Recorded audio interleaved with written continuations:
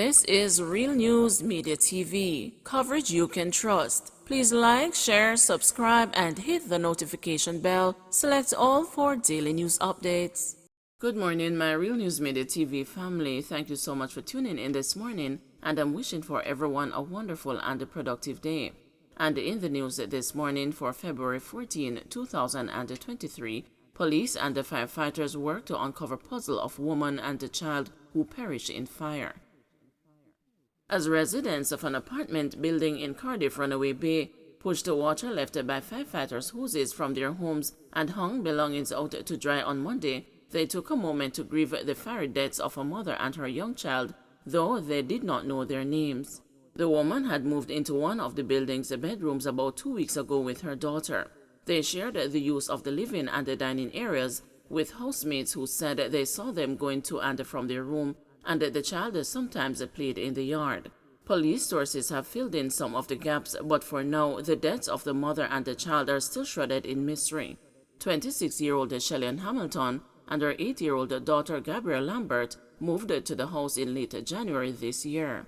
There are reports that she was having relationship challenges and showed signs of depression. Police sources say about 10:35 a.m. on Sunday, Hamilton's landlord helped her as she made the journey from St. Catherine to her Runaway Bay apartment. He took her suitcase to her section of the house, alerting her that it was at her door, which was locked. As he left, another tenant alerted him that smoke was coming from Hamilton's apartment. He forced open the door only to be greeted by thick smoke and a fire. He tried to extinguish the fire with water from a hose but failed. Alex Sanchez, whose room is adjacent to the one shared by the mother and the child, told the news that he was in his section of the house when he heard what he determined to be an explosion. "I was in my room and then me hear an explosion, and then Mrs. Smoke start coming to my room. So me run go downstairs and call my landlord. Then we kick off the door, but we couldn't go in because the smoke was too thick. So we just go outside and use a hose to spray some water through the window," said Sanchez. "Me feel it for the little girl still because she young and she don't really live no life yet," he added mournfully. The fire brigade was summoned, and after cooling down operations, the two bodies were found amid charred rubble. When the news visited Monday morning, neighbors appeared gutted by the deaths. One man who requested anonymity said that the only encounter he had with the child was last week Thursday when she waved at him. "I just see them going to and from, but never really exchanged words. I saw the little girl in the yard about 2 days ago, and she waved to me and I waved back," he said. "I feel it especially for the child, because I have a young daughter who could be around the same age," he added. Speculation is rife about the cause of the fire, which is still under investigation. Firefighter O'Neill Kerr, who sifted through rubble gathering evidence at the scene on Monday, said he was unable to confirm rumors that it may have been a case of murder-suicide. The investigation is still at an early stage, he told the news. As he worked in that section of the house, residents whose property was drenched during firefighters' cooling down operations forlornly positioned waterlogged furniture to soak up sunlight and swept away heavy water. They conceded, however, that it could have been much worse. Nadisha Sutherland, who was among those removing soaked towels and sheets from her apartment, told the news that though she is left with the daunting task of cleaning up, she is grateful no one else had been injured. "We just have to cope because it could have been worse. The entire house could have burnt down and more people could have died, so we are grateful that didn't happen," she said. Policewoman charged in connection with a case of alleged rape of female motorist. The news has been informed that a female constable has been charged in connection with the incident in which a female motorist was allegedly robbed and sexually assaulted by a police constable in St. Elizabeth 2 weeks ago. Constable Laverne Hendricks was charged Monday afternoon with the offense of attempting to pervert the course of justice and misconduct in a public office. She remains in custody and is booked to appear in court on Wednesday. It's reported that Constable Hendricks was the first responder in the case in which Constable Alwyn Hill is alleged to have assaulted the 26-year-old woman. Investigators allege that Constable Hendricks took steps to frustrate the probe into the matter, including offering the woman money to drop the case. The female constable was placed under investigation after the matter was reported to her superiors. Constable Hill, who is accused of assaulting the female motorist, appeared before the Home Circuit Court last week. He was remanded until June 14 for a bail hearing.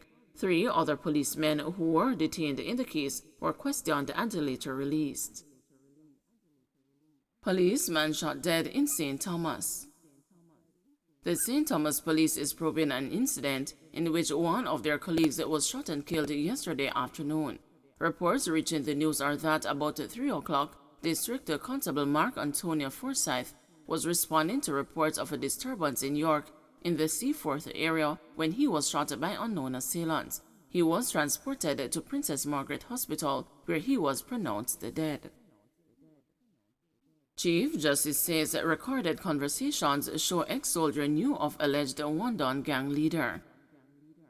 Chief Justice Brent Sykes says the secretly recorded conversations attributed to former Jamaica Defense Force soldier and the defendant Jermaine Robinson suggest that he knows of alleged Wandon gang leader Andre Blackman Bryan. But the judge is still to indicate if he will accept the secretly recorded conversations. During the replaying of recordings, a voice said to be Robinson's was heard requesting to speak with Bryan. Before that conversation, the former Don turned state witness who had captured the recordings on 3 cellular phones testified that Robinson's first request to speak with Bryan, who was in custody, was at a checkpoint in Spanish Town in 2018. He said Robinson contacted him after they exchanged telephone numbers. The witness told the court that they spoke multiple times on WhatsApp, but he disconnected the call and informed Robinson that the application was not working. This forced Robinson to make a direct call, which the witness was able to record. Analyzing an excerpt from one of the 3 transcripts in the Home Circuit Court on Monday afternoon, Justice Sykes pointed out that although Robinson did not refer to the alleged leader by his name in his request, the evidence suggests that he knew him and knew enough to want to speak with him. In another excerpt of the recordings between the former Don and Robinson, the soldier was heard inquiring about an illegal firearm named Anna Kay. Noting that it was interesting how the conversation between Robinson and the former Don flowed without the need for clarification, Justice Sykes said if those conversations were accepted, they would show prior knowledge. RGD staff to resume work today following sick-out.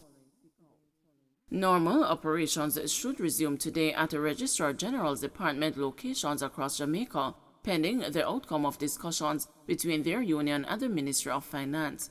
The workers stayed off the job yesterday over several issues including the realignment of their pay structure, as well as monies owed to them under an employment incentive program for the period 2016 to 2019. Jamaica Civil Service Association President O'Neill Grant met with the workers yesterday afternoon. Mr. Grant said a letter will be sent to the Ministry of Finance outlining the grouses expressed by the workers. He said the workers have requested an update by next Monday. The staff have indicated to the union that they will stand down on the industrial action and that they will await the discussions of the Ministry of Finance, the TIU, and the Jamaica Civil Service Association in addressing their concerns. They have indicated that they would love for the Ministry of Finance, TIU, to respond by Friday of this week, and that we, the union, come back to them by Monday with the solutions that have been proposed to the JCSA by the Ministry of Finance and the TIU. Yesterday's industrial action at the Registrar General Department resulted in a major disruption in operations. The RGD operates through a network of 10 offices in major towns across the island. Charlton McFarlane, Chief Executive Officer of the RGD, said only Mandeville and Mapen offices had their full complement of staff yesterday, while the offices in Port Antonio, St. Anne's Bay, and Savannah Lamar did not open to the public. There was limited staff turnout at the Montego Bay, Kingston, and the Twickenham Park locations. Some weddings would have been scheduled for today, some registry weddings. Certainly for the offices that were closed, those weddings would have had to have been cancelled or rescheduled. We register babies at the bedside. That would have been negatively impacted as well. Persons who would have wanted to register the deaths of their loved ones and obtain burial orders, those would have been impacted as well. So the impact is one that is significant based on the level of the